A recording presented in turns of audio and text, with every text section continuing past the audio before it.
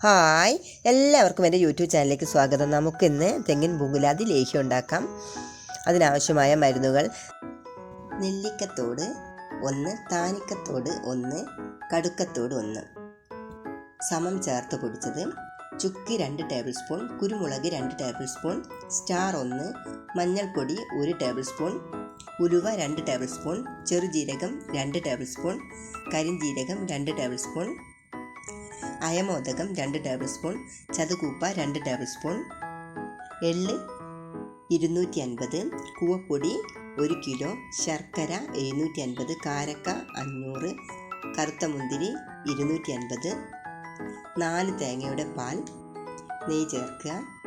അങ്ങാടി മരുന്ന് 64, 1 table spoon.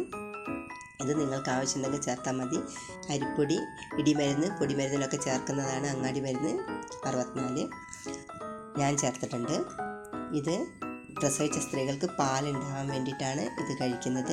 പിന്നെ ഊരവേദന ഉള്ളവർക്ക് ഊരവേദന മാറാൻ, മുറിവ് ഉണങ്ങാൻ, കണ്ണിന് കാഴ്ച, മുടിക്ക് നല്ല കറുപ്പ്, നല്ല നീളം, ശരീരത്തിന് നല്ല തുടുപ്പ്, നല്ല നിറം ഒക്കെ വെക്കാൻ, അതിനൊക്കെ വേണ്ടിയിട്ട് ഈ മരുന്ന് കഴിക്കുന്നത്.